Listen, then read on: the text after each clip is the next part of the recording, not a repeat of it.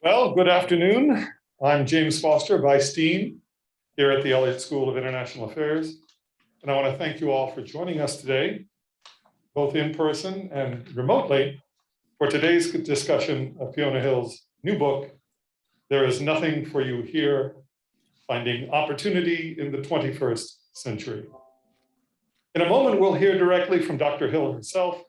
But first, I thought I'd set the stage a bit from my vantage point as an economist who studies international development and multidimensional poverty.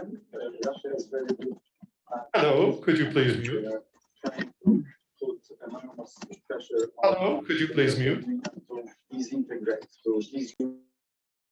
Thank you.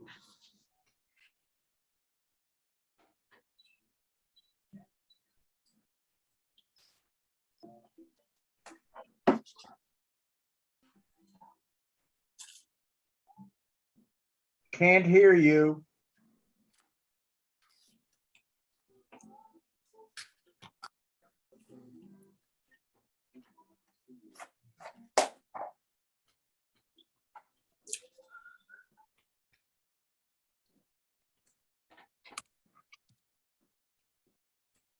How about now?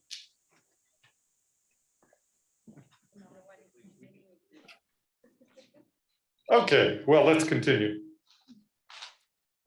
As I was saying, I see this important book as a case study in economic development. Not the traditional view of development as economic growth, but rather using the broader conception framed by Professor Amartya Sen in his masterpiece, Development as Freedom. Sen views development as the expansion of capabilities, the real freedoms one has to do what one wants to do or to be what one wants to be. Poverty is then capability deprivation, or the absence of opportunities along multiple dimensions. This book is a case study in development at two levels. A case study in the first person, as the author describes her own process of development, her early experiences of poverty as a coal miner's daughter in County Durham in deindustrialized North England, faced with multiple barriers to advancement. Her personal search for opportunity and achievement as mentors, hard work, and good fortune led her first to St. Andrews University and then off to Harvard as a graduate student.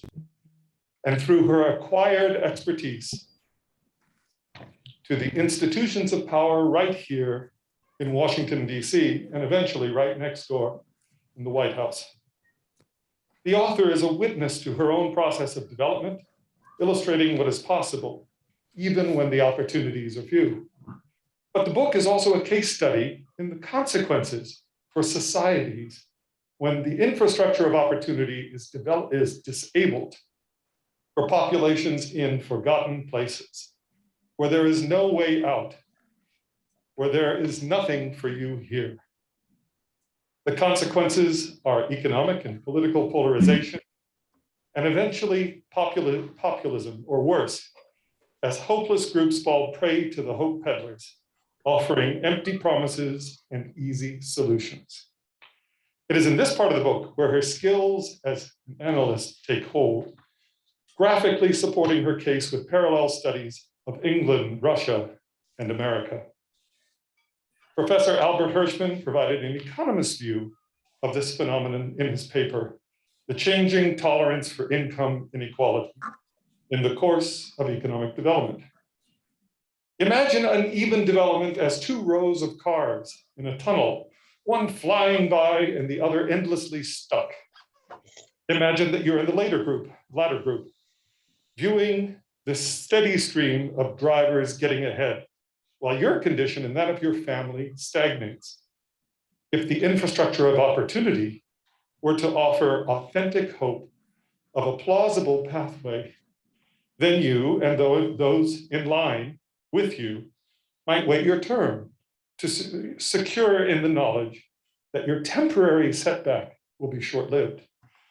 But if prospects dim and inadequate institutions are unable to be trusted with the promise of future prosperity, and if the other drivers do not pause to lend a hand to their fellow citizens. Frustrated drivers will make a break for it with obvious consequences. Is this America's destiny? Car wrecks in a tunnel? Or can we find ways out of this future by fundamentally altering the infrastructure of opportunity? Dr. Hill, we await your perspectives. I now give the podium to my colleague, Chris Kojum, who will introduce our speaker and discuss it. Chris.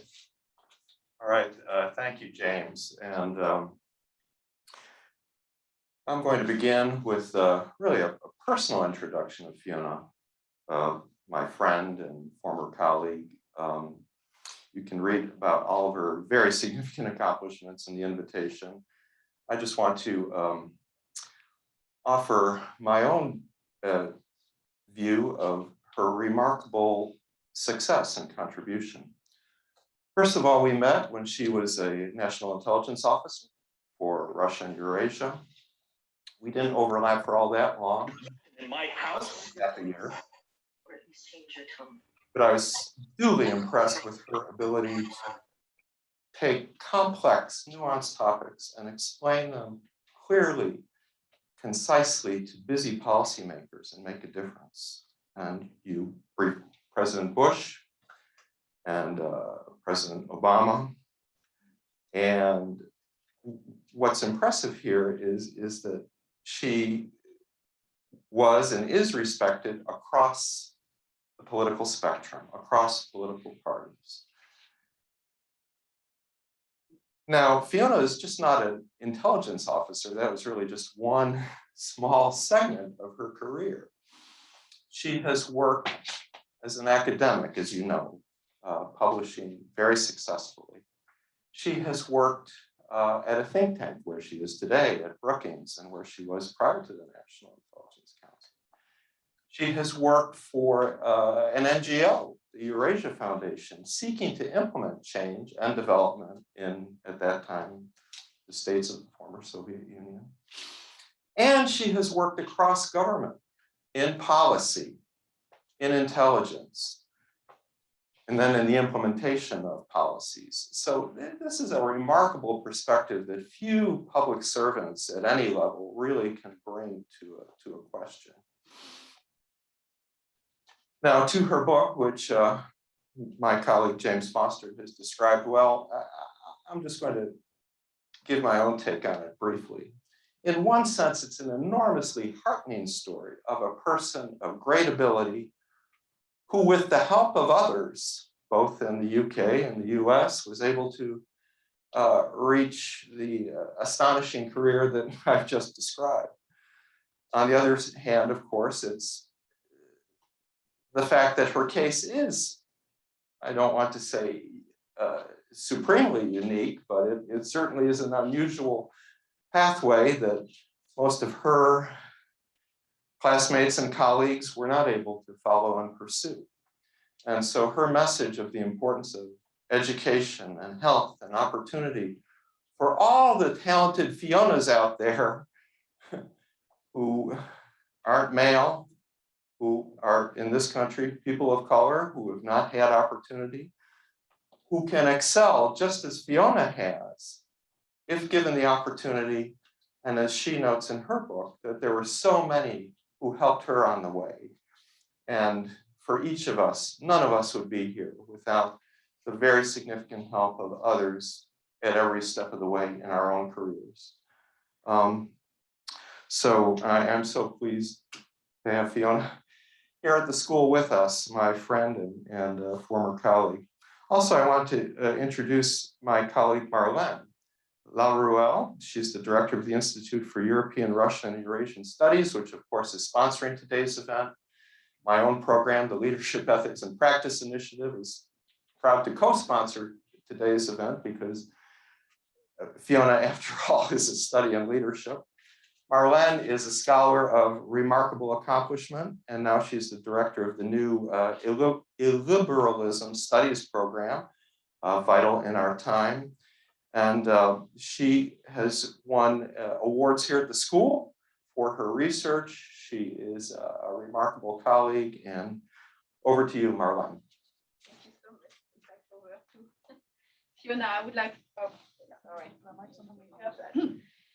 Yeah, Fiona, I know you would like to do that as a kind of open conversation, but I think it would be good if you could take the floor for a few minutes, maybe, and give us some of your personal feedback on why you wanted to write this book. And then I will maybe launch the discussion with some question, and then we will open the floor for a broader. Very good, Marlene. Yeah, thank you. Shall I take my mask off? Yeah, please.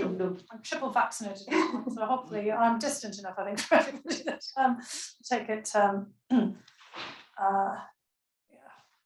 I want to be careful these days, don't we? Well, first of all, I'd like to say thank you to both of you for having me here. And you know, as Chris said, we worked together at the National Intelligence Council, and I met Marlene when both of us were very interested in working not just on Russia but Central Asia. And you know, I'd like to compliment Marlene on all of her achievements as a fellow immigrant, you know, to the United States, and somebody who's had to establish her career here. There's also a couple of other people here in the audience that I would like to give a shout out to as well, because you know, one of the reasons for writing the book, in many respects, is, you know, I'm probably not dead yet, but you know, I am getting up there now in age. But you know, I really do feel that people should say thank you for all the people who've helped them along the way. And in the acknowledgements of the book, there's an awful lot of people, including some people in this room, that I would also like to thank for helping me out. There are a couple of my fellow students from my graduate days, Henry Hill, who many of you know here as one of your professors. But you know, one day, you know, kind of way back in the past, Henry was just starting out like everybody else.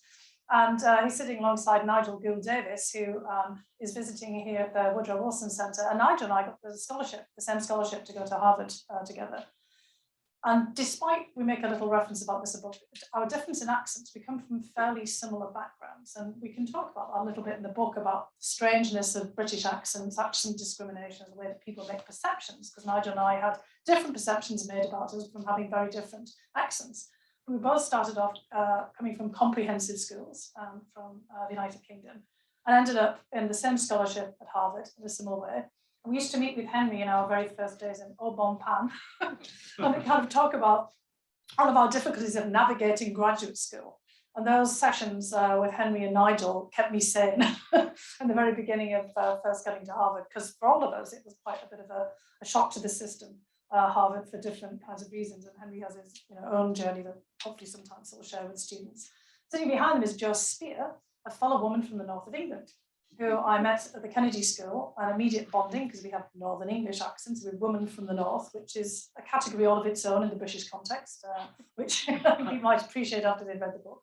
And Jo is now here at GW, and very lucky to have her, but we've followed our own sort of trajectories there as well. So there's a lot of us kind of managed to get here together. And Dan Goldberg, sitting, the man behind the mask here, somebody who's a colleague from government who was a great guide to me and to you and many others too, on a lot of work he's done on demography and all kinds of interesting things. And Dan, if you haven't had a chance to read the book yet, there's a whole section on demography. I have read the book. Yeah, the whole section on demography there's kind of in a way dedicated to you from some of the early, when very fresh back when people were here, we used to get together to talk not just about demography in Russia and the former Soviet Union, the impact it had, but here in the United States.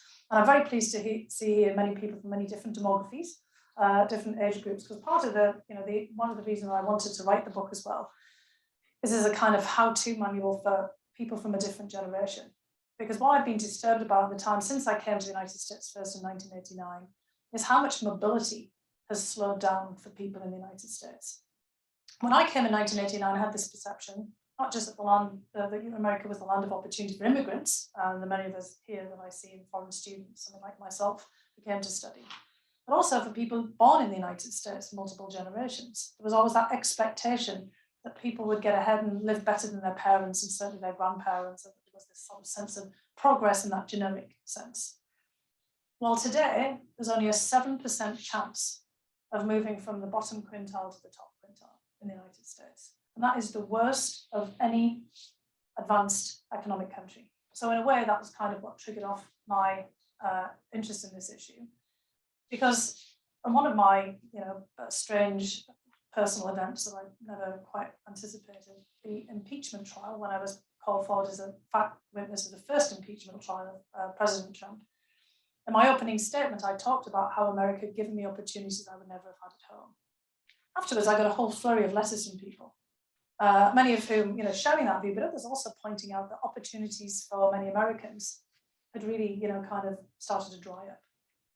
And, that made me, pause and reflect and, take a much closer look at all the work that many of my colleagues were doing at Brookings. And when I saw that, percentage of 7%, and, with all the kind of demographic and other kind of changes that are going on in the United States, I really kind of, it gave me not just pause, but a sense of great concern. Because during the testimony that I had to give along with many other colleagues, what has really struck me the most was the polarization and the partisan infighting, and the fact that our domestic politics had become a national security crisis, which I think was laid out for the entire world to see during that first impeachment trial. And the second impeachment trial didn't actually help either, because that came against the backdrop of what had happened on January 6th, which was also events that were ripped out of perhaps the pages of history, or certainly the photographs from a different setting somewhere else in the world, not something that one would expect in the United States. I mean, I immediately thought, as a historian, the storming of the Bastille, a fortress, the symbol of oppression, people with pitchforks. So in this case, it was barriers and barricades from around the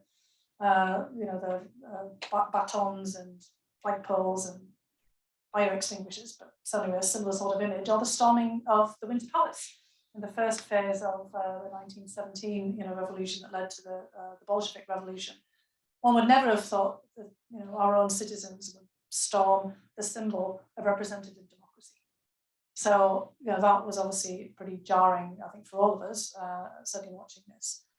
But it really showed to what extent our domestic politics had become a major problem. And the roots of it, I could see for myself in the time in which I had been in the United States from 1989. I married into an extended, very large family. My husband's one of 12 kids from the Midwest. I've just spent Thanksgiving in Kenosha County, so that can all give you a bit of perspective, some of the discussions I've been having over the Thanksgiving table.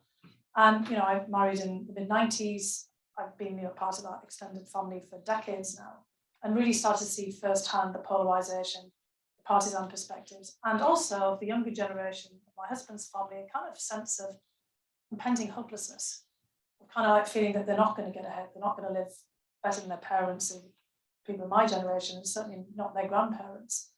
My husband's father, as I talk about in the book, got a job off the back of a cereal packet in the 1950s. He is one of the products of the GI Bill, the expansion of education after World War II. Of course, it was really mostly expanded for white men, but he got an education he wouldn't have had as somebody growing up on a farm in South Dakota. He hitchhiked to university, kind of rather a tricky thing he was doing, because he was managing the farm, because his father had dropped dead in the farm fields of a heart attack, and he was managing the farm, looking after his mother and all of his siblings, but basically hitchhiking to get an education. And when he finished up his education, he was a food chemist. He wanted to help farmers out with more products for their corn. He just literally looked at the back of his cereal box and wrote a letter to General Mills, with Cheerios, just a bit of advertising there. And he got a job just by writing the back of his cereal box. How many times could that happen now? It's incredibly unlike. That was the American dream. And I spent years listening to this story and thinking, what an amazing story. And the fact that then he had massive mobility. It wasn't just social and economic mobility, but geographic mobility. He took his kids, he got 12 kids on the way, around the Midwest, ending up in Chicago. And almost every single one of the kids went to university on Pell Grants, and which we're talking about now, about expanding. Every one of his children, so my generation, graduated without any kind of educational debt. So for those of you who are sort of sitting there, feeling the pain of your student loans, there was a time when people were not burdened by that amount of debt. And in any case, all of these issues were kind of rattling around in my head up until 2016. I didn't expect to end up in the Trump administration, and there's some of the sort of strange ways in which that came about. But public service, is very important, and you and I, many others, talked about that decision to go in back at that period. But I, in the time I was there, when I was ostensibly working in national security and foreign policy, it was the domestic political landscape that troubled me the most and that drew me into kind of thinking that we really are in trouble here, because the Russians, in their decision to intervene in 2016, had basically exploited all of our divisions. They were just exploiting the polarization. They weren't inventing any of it.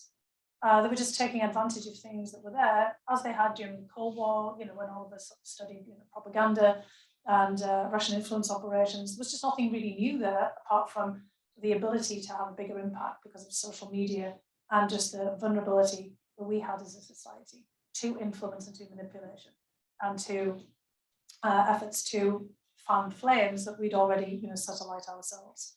So I came out of my whole experience in the administration worried less about Russia, though there's still plenty to worry about, and more about us and our inability to basically have collective action, our inability to work together as a country. And that in itself feeds into our foreign policy and national security as well. Because as we're trying to deal now with another crisis brewing between Ukraine and Russia, I don't think we can even decide as a polity right now, particularly in Congress, where Chris, you've spent an awful lot of time, on how we work together to deal with this as a country. Foreign policy used to begin at the water's edge. Now foreign policy has become a domestic issue of debate as well, and polarization. Something that I don't think any of us thought we would also see over the course of our careers. Anyway, that's kind of pulling together an awful lot of different threads. The book tries to lay this out in a much more coherent fashion. And I would just love to have a conversation about some of the issues. And obviously, given what's going on with Ukraine and Russia, and all of our colleagues who are here are watching all of this very closely too. I hope that we can bring others in with their perspectives and try to make this as useful for everyone as possible, because it's a real treat to actually be here in person as opposed to be in a little box on Zoom. So thank you very much for having me. Well, thank you so much, Fiona, for this great presentation. Let me maybe just begin with 2 questions, and then as a way to give you the floor back for answering, and then we can open to the room. One question on kind of domestic policy, one question on foreign policy. And I will begin with the foreign policy because in a sense you just finished on that.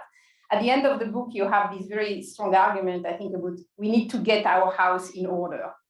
And so I was wondering, what does that mean in terms of foreign policy, and which kind of lesson have we learned from our own domestic issues that can be then kind of applied in foreign policy? I'm thinking we will soon have a democracy summit. I mean, what does that still mean to speak in this kind of term to the rest of the world when we know the issues we have at home in terms of polarization? So that's the first question. And the one that is more on the domestic aspect, you have a very strong point in the book about how self-esteem for worker classes really links to both job employment and education.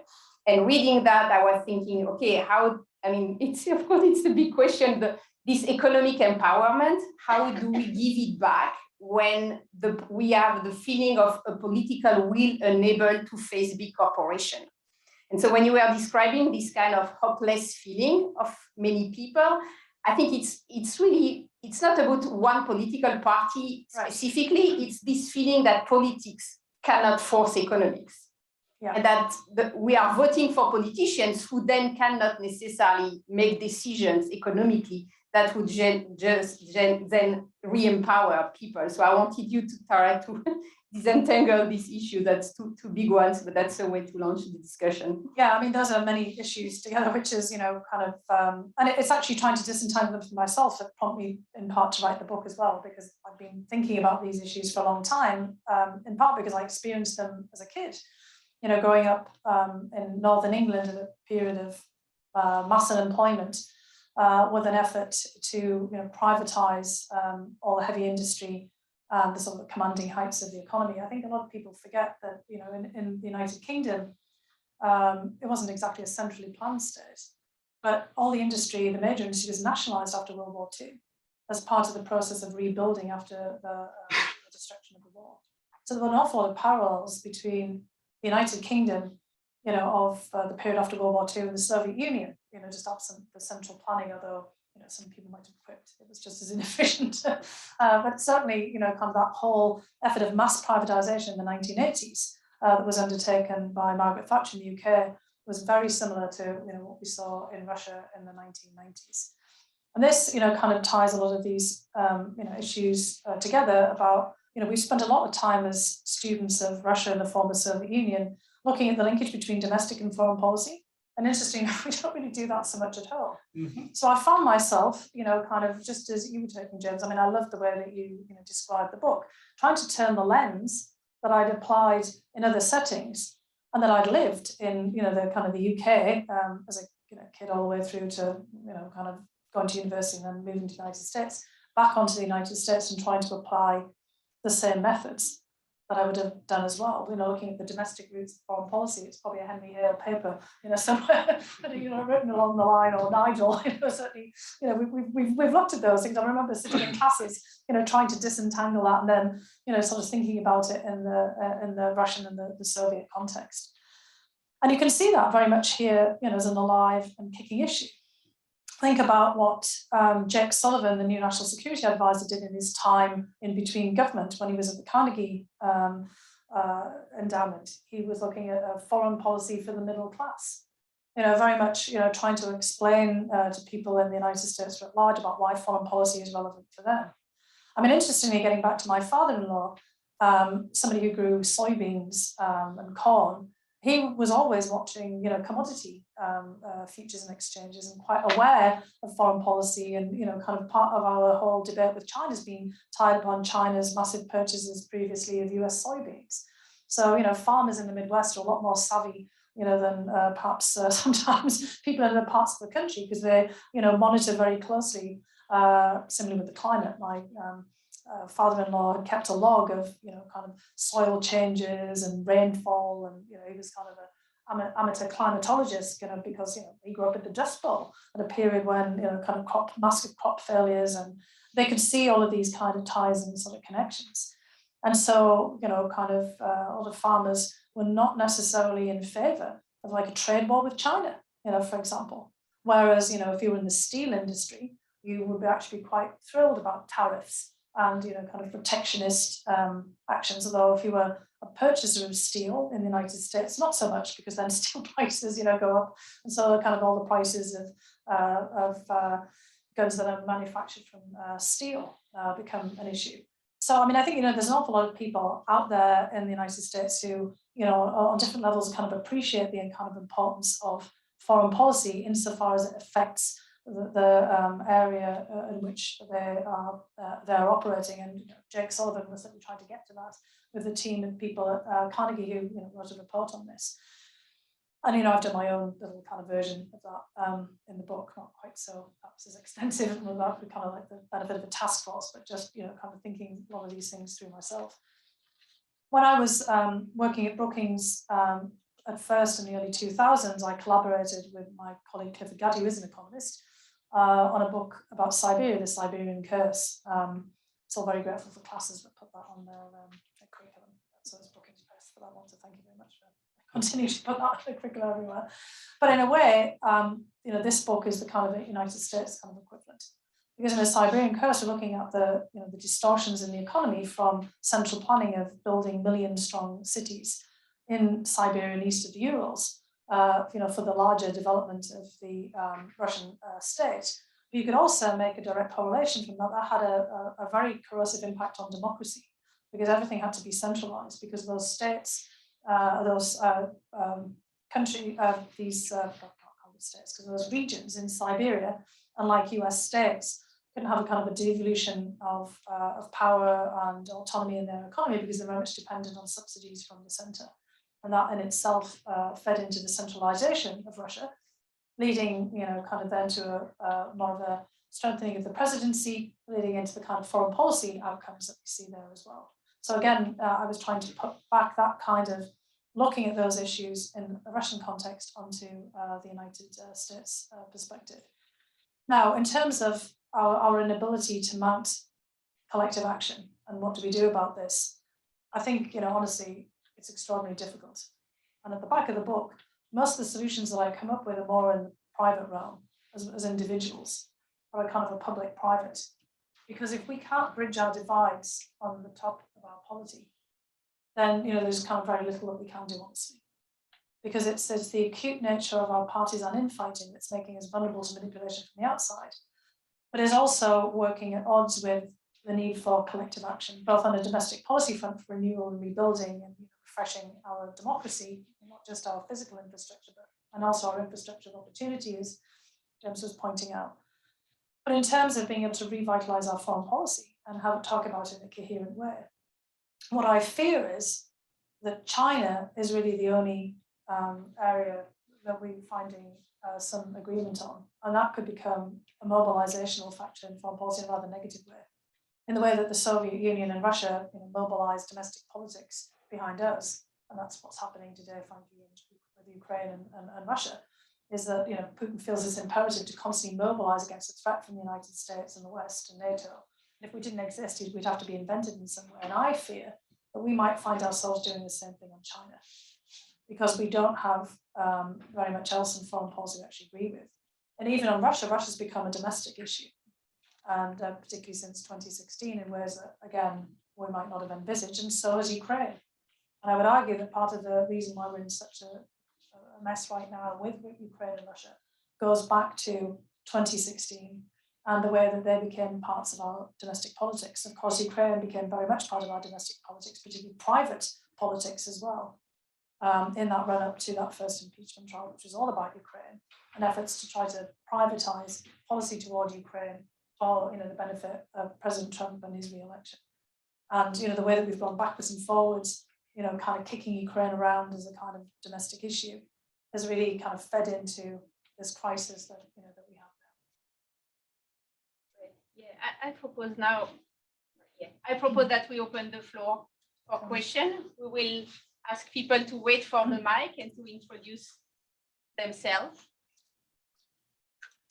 Don't be shy. I would also appreciate comments and thoughts on current events as well. And I mean, given some of the other people here, I'm happy to talk about issues that are not just in the book as well. Digesting, yes, I will bring the wait for the mic. Yeah.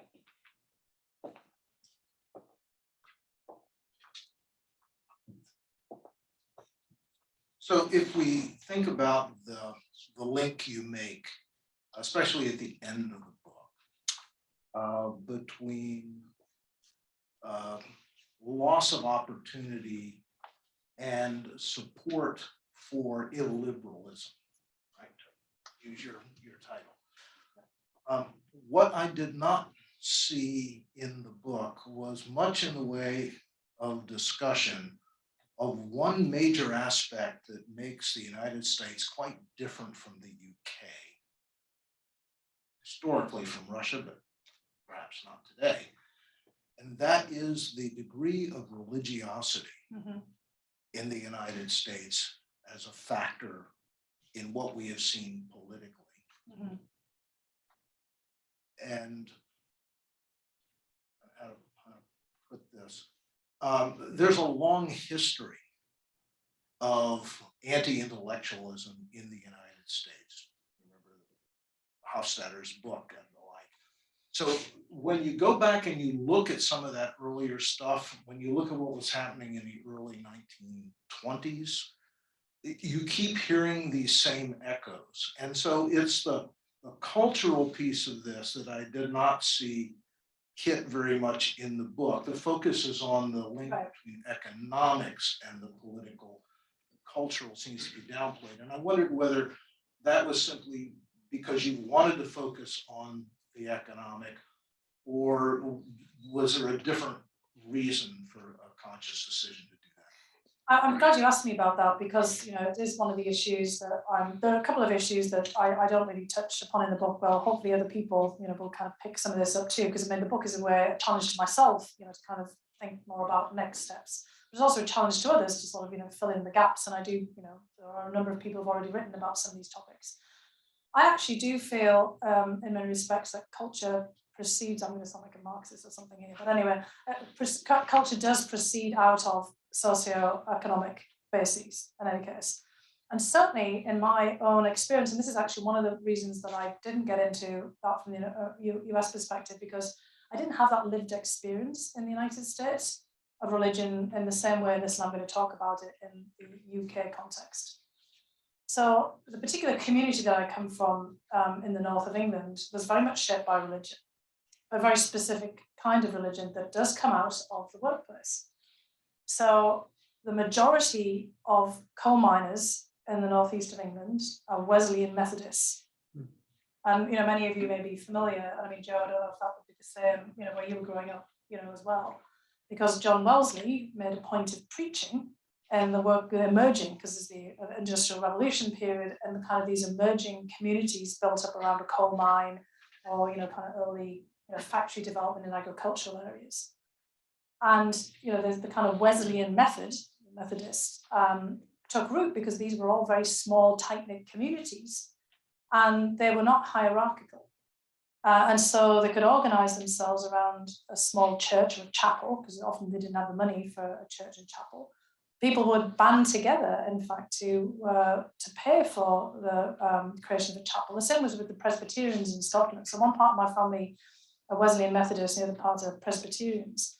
From the wee free kirk, the United Reformed, very strict kind of Presbyterians, hellfire, brimstone, and your sins will live with you forever. There's probably a streak of that going through the book somewhere. But they were also congregationalists, so that they would pay for themselves their own chapel. My mother's father and his family actually paid for the creation of a Presbyterian, small Presbyterian chapel for all the workers for the ICI big factory in the north of England, not too far away from where I grew up, for example, because there wasn't one. So religion played an important community role. It wasn't hierarchical, it was congregation, it was all sort of self-help.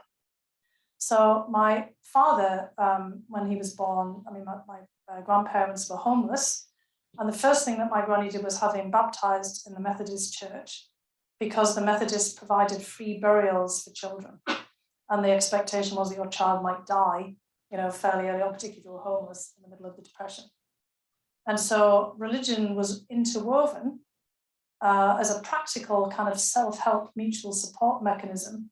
And the strands of religion that took root were those that were the most geared towards small, tightly knit communities that needed mutual assistance. And again, that wouldn't have money like the Church of England for some big church, and certainly couldn't afford a vicar or a kind of a priest. And kind of all these mining villages would have a chapel. They'd also have a Quaker meeting house. And the Quakers were also very big in the north of England. And the Quakers were usually the big business owners, mostly chocolate. So a lot of the big chocolate factories are very nice, sort of sweet religious aspect to it. Rowntree, Macintosh, Fry's, Cadbury's. They were all the big chocolatiers for whatever reason, they're all Quakers. And they were also, they would set up schools and educational entities for miners and workers to continue their education. And again, interwoven into the fabric of the communities. But they were, more the philanthropists, the larger philanthropists, and they were big in the political parties as well, the Liberal Party for kind of trying to improve working conditions in the mines. So for me, religion, it's less the spiritual aspect of it, but it's the kind of like the community and social aspect and the socioeconomic aspect of it as well. So it's something that was imbued into the society in which I grew up. And, everybody was most likely, although we had lots of Irish immigrants as well, were Catholics, but often they might go to one of the local chapels because there wouldn't be a Catholic church anywhere near because the community couldn't afford, to kind of invest in a Catholic church, and they might have to go to a larger city. So the miners would often go to the local chapel. I never had that kind of experience in the United States because I came as a graduate student to Harvard. It wasn't, quite the same. And although I married into this very large, sprawling family who are Catholics, you might have guessed by the fact that kind of 1 of 12, that was not, the religious experience that I, had, and very, very different. And I have found it, I have to say, intellectually and analytically, I can get my head around it, but I couldn't describe it with the same authenticity. So I decided to try to stay away and not kind of leap into that aspect of, the American cultural wars, because I certainly felt that I would be then, kind of, in a way, rupturing the authenticity of the book and talk about things I experienced personally. There's another part of discussion that I feel, and this, I think, Chris would speak to you and some of the work that you've done in the past, is really that kind of thread from 9/11 onwards, and the way that our kind of, overseas wars in Iraq and Afghanistan have really fed into the same sets of problems in the book. I mean, you were on the 9/11 Commission. There's been a lot of amazing books written about that kind of period. And I felt like I couldn't really do it justice. I kind of mention it in passing, but I really think that all those kinds of things are tangled together. But as I said, I do think that there is a strong link between, even in the United States as well, religion and also the socioeconomic issues as well. Because certainly when I go to Wisconsin, I spend time in the family, there's also a lot of ties into religion in rural areas, the role of the church in rural communities in particular. Obviously, in the United States, the Black churches play an incredibly important role in communities, synagogues, mosques. I mean, there's so much that could be written about this as well. And I do think that those are actually also sources of getting us out of this predicament. It's not just into kind of religious bridging the divides, which a lot is being done, but also the role that communities of faith can play at a community level on trying to provide opportunity. So in the north of England, for example, my mother's church is a community church. It's non-denominational, and it's also the crisis centre for the local community for the food bank. And the British government actually gives money to the church, and then it's added to donations. So basically, there's like 600 people who are dependent on handouts basically for the church in this very small town in the north of England. And they also try to play a bigger role on opportunity by linking up to other non-profits and other community groups, including these foundations set up a long time ago by the Quaker chocolatiers.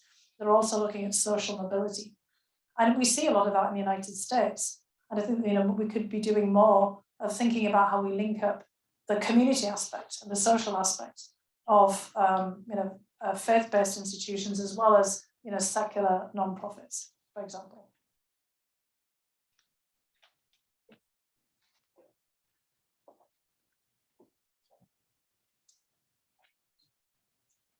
So Fiona, that was really interesting. So we're sitting here in a university, and traditionally universities have been one of the escalators for progress. And I'm wondering how you think about universities now. And I'm a little bit disappointed in this lack of mobility we see in both US and UK universities now. And I'm wondering what you think we could do about it.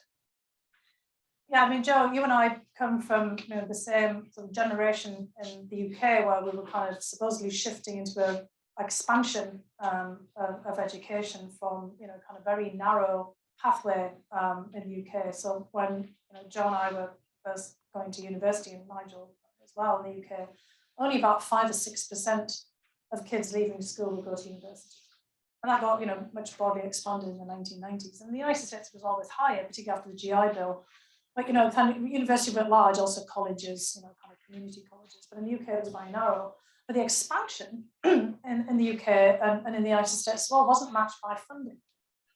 And so, I mean, there's still scholarships, there's still Pell Grants, there are still, state in the United States, states funding for people who are the first generation going to college. But I think, an awful lot of it is the burdens of the focus on individual responsibility for education. I mean, in the UK, back in the 60s and 70s, there was more of a kind of a larger societal investment in education. There was a kind of an idea, particularly after the rebuilding of World War II, and in that kind of period of trying to make the United Kingdom more competitive, and the United States as well, that investing in the education of your population was a good thing. I mean, other countries do that. China does it, Singapore does it. Russia's actually, kind of grappling with rethinking its education as well, because in a highly competitive, rapidly changing world, you need to have a workforce that is adapted to all of these different circumstances and certain skill sets. It's not just universities and community colleges, but it's also apprenticeships, opportunities for further education. The UK had an incredible network in the past, but again, they've been cut back as well of further education colleges. So for me and Joe, now we're a bit older, if we want to retool and somehow become software programmers, which isn't beyond the pale, there's huge demand now for engineers rather than assembly level workers. I mean, I was thinking about cars recently. I was reading an interesting article about Ford Motor Company. Their biggest demand is for engineers and software engineers, not for assembly line workers, because shortly they're going to be battery operate in electric vehicles. And so places like Dagenham in England, which used to be, I think was at one point was the world's largest Ford manufacturing plant with thousands of workers on the assembly line, it's now the largest plant for engineers with 2,000 engineers. So anyway, if all of you are thinking about a career path, engineering seems to be it. But obviously pretty high skilled, and it's not just what you get in university, but then all the skills that you need afterwards in sort of apprenticeship. So we need to open all of that up. And I don't think it can be done with only just the responsibility of the individual by taking on an enormous amount of debt. That's the big shift in the time since I've been in the United States and also in the United Kingdom. And I would not have pursued the education that I did now. And I don't know whether Nigel and Henry and others, might think the same thing if I'd had to take on an enormous amount of debt. I just wouldn't have done it. Because for the working class and the middle class, debt is death. I literally have a great grandfather who died in a debtor's prison in Durham, north of England, as an old person, because he couldn't afford rent. He was old and no longer working, and that's where he ended up in a debtor's prison. Because obviously, my entire family was scarred by that, even though this is probably in the early 1800s, and I don't think debtor's prison quite exists anymore. Certainly out of Charles Dickens, the idea of debtor's prison is still, kind of alive there in many of his novels. But there was just an aversion to debt. My parents never owned a credit card. The only thing that they ever had any debt was in their house, kind of in the mortgage I lay out in the book. And taking on a loan was just unheard of and not to be, even contemplated. And as we do know, for people, Black Americans, any student from any kind of non-standard background, the idea of taking on debt is also a huge barrier to opportunity, and often the debt itself then becomes an impediment for further opportunity. Because in the United States, it's the amount of debt that you owe that has to be paid down. It's not what you earn. It's the loan and the loan amount that is always looked at. In the United Kingdom, in actual fact, you can have those loans suspended, perhaps even indefinitely, if you don't make a high enough income. And also if you are in the public service sector, which is something that we've kind of been grappling and thinking about here. It's not to say that I'm suggesting that student debt and loans should be abolished. I think that we need to have, kind of a different sort of perspective on, how we are opening up education to people, and also kind of skills acquisition that people are able to get. Because all of us know that it's not sufficient to have an undergraduate education these days to often, pursue the work that you want. That we've had qualification inflation on every front. I hit glass ceilings as I talk about the book at every turn. Joe and you and I met at the Kennedy School along the way. And you were one of the people who recommended to me I should go on to do the PhD because as kind of a woman and somebody kind of coming in from the outside. A master's degree obviously wasn't enough, and so there was the PhD. And then even after that, I feel like I've been constantly having to expand my skill set. And I think that's, for all of us, we're always going to have to be adapt. We're always going to have to be changing our skills. There has to be a way of doing this without bankrupting everybody, and of society making an investment as well through combinations of different things. And I think public-private partnerships, foundations. In the UK, there were an awful lot of foundations, often the now successors to those early Quaker chocolate sweetened foundations like Rowan Tree and others, and the Sutton Trust, that do invest in mobility and in helping people with education. And the European Union, looking ahead, they always have these structural funds. I've set up a fund now for this next big shift in the economy, because we're about to shift into the artificial intelligence, the kind of green technologies. So there's going to be a further dislocation in the workplace, and more people without jobs. Particularly as we move to autonomous vehicles, for example. And so, the European Union has funds, and my sister, who just lost her job in Spain as a result of COVID, is now getting these funds to retrain. In fact, she's now trying to do online content and website development as an educator.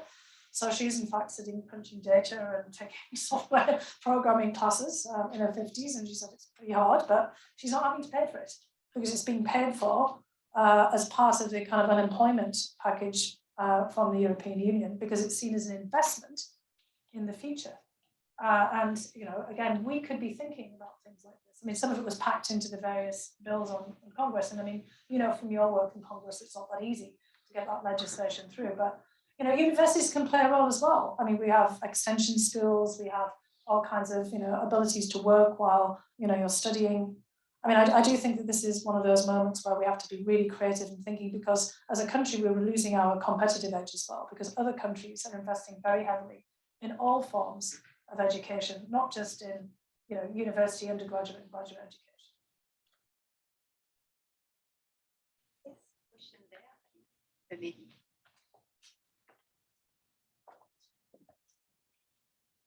Thank you.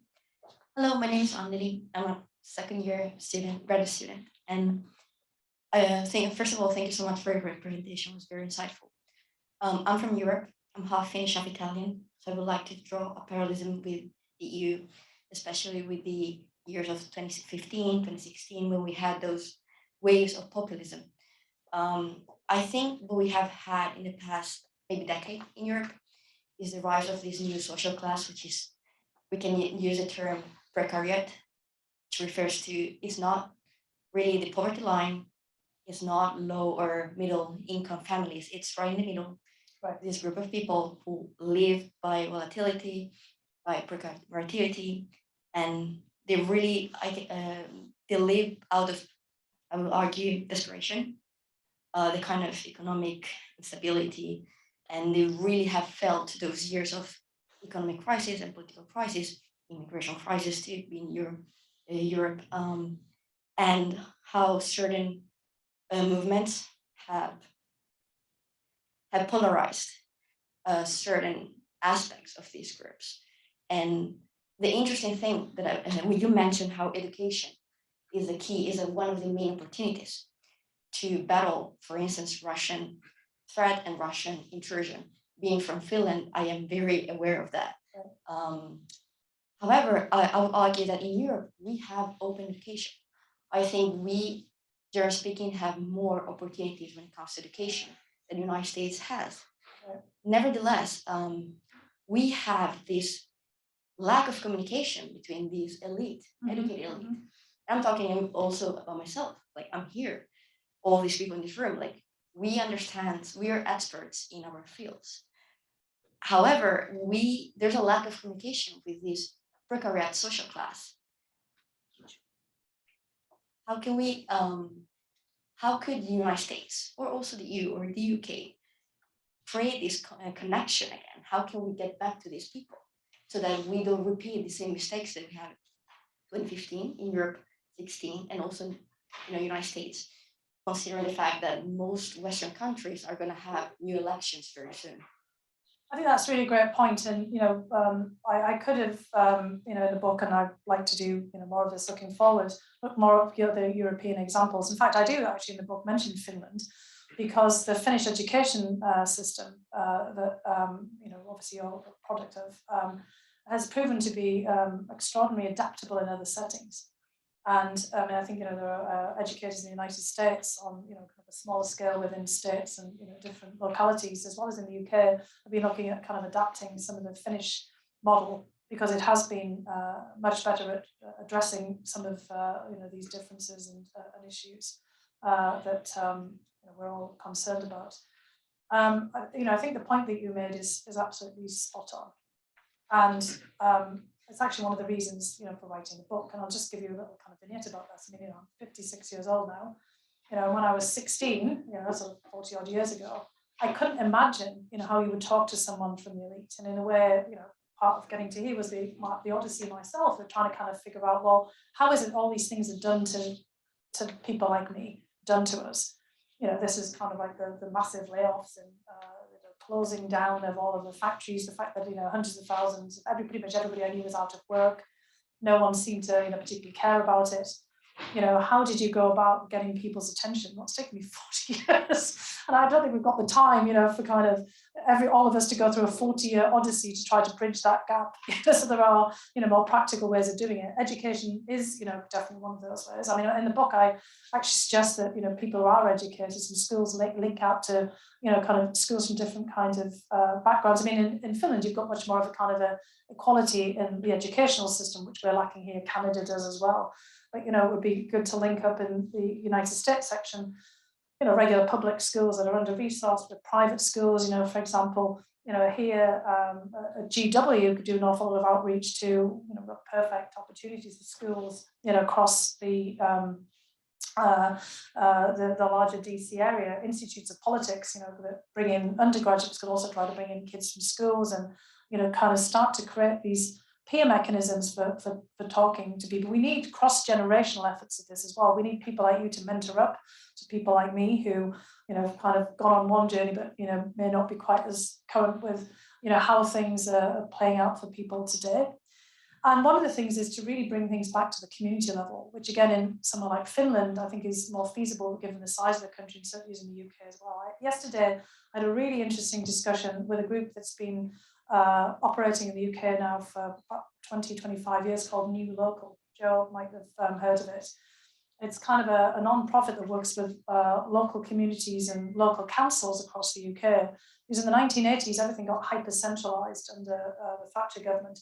A lot of the tax raising powers and even some of the governing powers of local authorities were taken away and moved to Westminster, which has led to kind of a lot less accountability. And in fact, it really fed into Brexit because the central government was blaming Brussels for kind of like lack of accountability and the lack of funding, when actually it was more rooted in London and Westminster itself. And in fact, much of the funding that was coming for skills and education was coming from European Union structural funds. But part of the votes in places like my hometown in favour of Brexit was to kind of bring control closer to the population. If it was in Brussels, then let's bring it back to the UK and bring it closer. But in actual fact, it's been that centralisation of power since the 1980s in the UK that's been problematic. So New Local are trying to get kind of communities focused onto this, to get local members of parliament more engaged in their communities, bring kind of representatives of people from around the country closer together, to have more town halls and discussions, and to have people debating in their own communities all the critical issues, not the national level politics, but the critical issues that affect them and ways that they might be able to do something about it. And one of the people I talked to there had a really great point, which I think gets right into the heart of what you've said here, that people don't feel like they're stakeholders in these large debates. So when we have, the infrastructure bill, for example, did members of Congress go back and talk to people in their constituencies about it? Probably not. Because all these 13 Republicans who were getting, pilloried by the party for voting for it. I mean, maybe they did talk to their constituents and find that people actually, wanted to have some of these elements of the bill. And so in the UK, there's been this big discussion about high-speed rail network, coming to places like Manchester in the north of England, near where Joe is from. And one of the members of this non-profit organisation, New Local, had gone to talk to people about a mile away from one of the big train stations that would have had this high-speed network. Not a single person knew anything about it. Nobody ever talked to them about it. And they didn't read the national level papers, mostly read local papers, or got information like most people do from the internet. They even said, what is this? This high-speed network. They hadn't even heard of it. And also, it was only going to London. So I'm not interested in going to London. I want to go, from Manchester to Leeds, or I want to go to Sheffield. They wanted to go to other towns in the northern part of England, and there wasn't going to be any network for that. Because most people in, regions want to go to, if you're in Nebraska, you live in sort of Hastings, where some of my relatives, maybe you might want to go to Lincoln or Omaha. You don't want to go to Washington or New York. You want to be able to go to other places where you might find opportunity, and, you might find a job, or you might want to go to college, for example, locally. And so it's part of the problem is people are not being made to feel stakeholders. And this is kind of, one of the critiques I would have for the Biden administration, which is they need to send people out to parts of America, and not just their members of Congress, but other people as well, to go out there and talk to people about these issues like the infrastructure bill or the Build Back Better bill, just like in other countries as well. I mean, the one person who actually did this was Macron in France after the Yellow Vest movement. And, we can all debate how successful that was, but I thought it was pretty amazing that Macron actually went out all the way across France, spent hours, I think he loves this kind of thing, but anyway, kind of spent hours debating with people in town halls. But how many other heads of state or even like key people have done something like that? And I think that's kind of the thing that we need to basically bridge these divides. Maybe you can do it with your democracy requires an informed citizenry. I've been seeing this with Richard Haas. Maybe universities again, maybe GW could spark something like this off. And get the universities to rise. The challenge gets to Joe's point, as well, about how to get universities more engaged in all of this, by bringing people in and bringing sort of citizens in to do it. Someone like Pete Buttigieg would be a perfect person to go do that as kind of transportation sector, get out across the country and things like that. We have a lot of questions arriving. Now maybe we can very, very briefly take two of them. I see two people here. John, very briefly because we are getting short on time. So one here and then Lauren, yes. Yeah, thank you. So I'm currently a fourth-year student at the Elliott School. I'm originally from Seoul, South Korea, but I was raised in a couple of different countries. And as a matter of fact, I went to American schools abroad, grew up with the diplomatic community through attending American embassy schools. And one of the main concerns that I've been having nowadays is that the recent decline on the idea or the promotion of liberalism that has been demonstrated in the Western society, as it has been demonstrated with the refugee crisis in the border of Belarus and Poland last week, and this what happened in January 6th has been really disheartening and concerning to countries like South Korea, like my home country, since we've been practically saved by you guys 71 years ago, which I really appreciate. But like all that aside, like my essential question is like, what were we supposed to do when it seems like the role model that we used to pursue or go after is completely falling apart at the moment? Like what should a country like mine should do? Because a lot of time our humanitarian leaders want to promote acceptance for refugees, but what's going on with the EU and what's going on with disinformation tactics is really concerning for us, because you know the 50-cent party from China, we have that issue too. So yeah. Very briefly, another question from here. Yeah, and sure. then Hello. Sorry, my voice is kind of shot these days. My name's Dana. I'm a recent graduate of the Elliott School. I graduated in 2020. And something you said really stuck out to me. You were referencing about how the only thing that it seems that the United States and the American policymakers can agree on these days is China.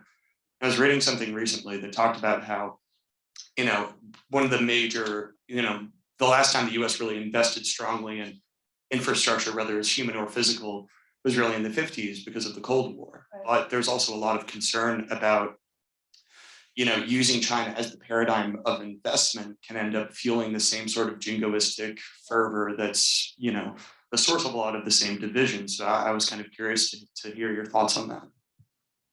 Yeah, well, I share the same concerns, and particularly as the United States is such a diverse country as well, that we're already got sort of anti-Russian hysteria, which is kind of a bit understandable after 2016. But then we want to spread that to our Asian American community and other immigrants. This ties back to your question here as well, that we have to be very careful about that. So, I mean, clearly China is going to be a system competitor, already is, and certainly economically, and militarily we're concerned about that. But I think there are many nuanced ways that we can deal with that.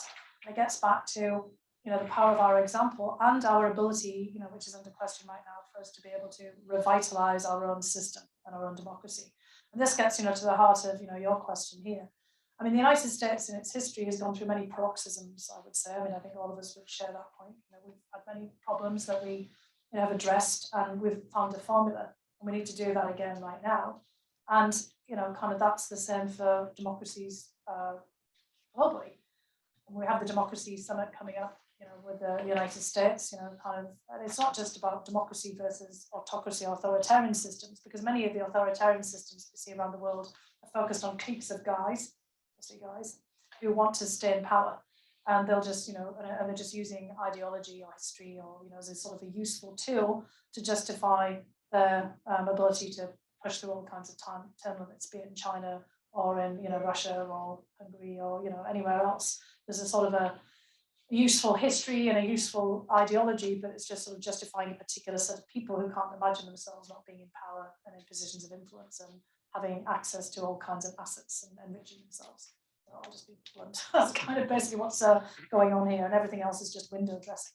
I mean, there are still some ideologies out there, but they're being very much perverted for private gain and private power at this point. So we have to put the people back into this as an antidote to that.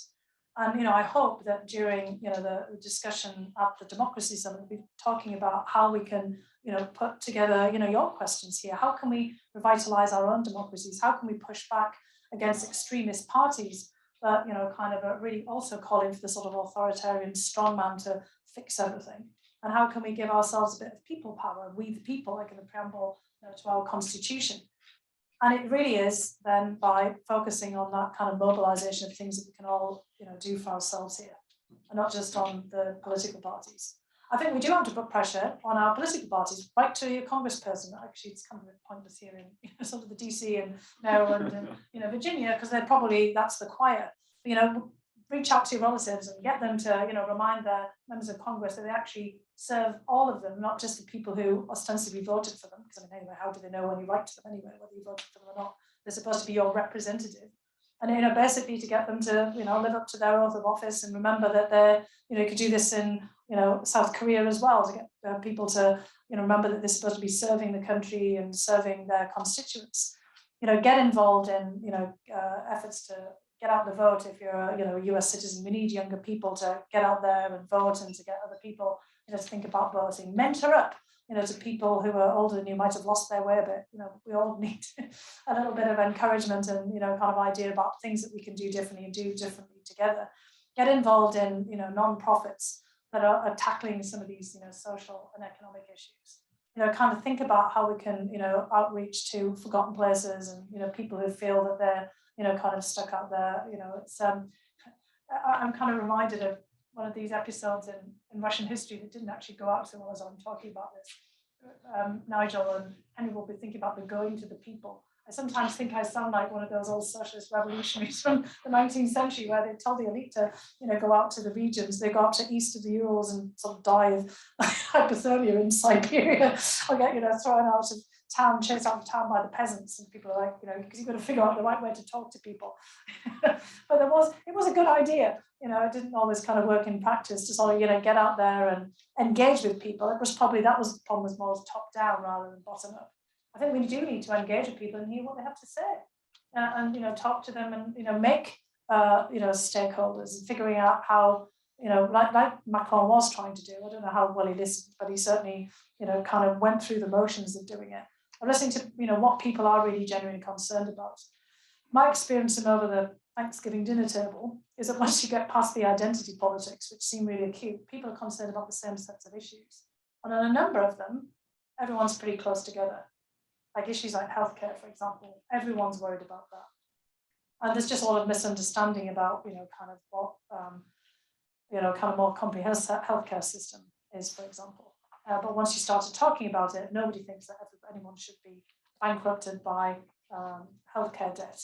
And everyone wants to have healthcare accessible in their community, to be able to go to a dentist or to be able to get, kind of a primary care.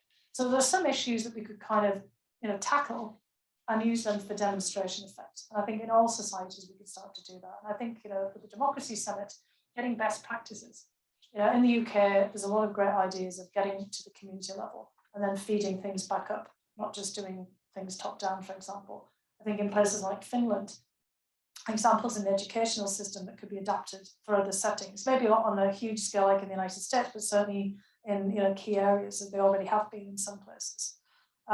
Maybe examples from South Korea as well about ways that in kind of South Korean society things are being done a little bit differently. We should be in the business of sharing best practices. Well, I think on these notes of empowerment, we should Hopefully hopefully we should be concluding at least the first part of our event here. So please join me in thanking Fiona for her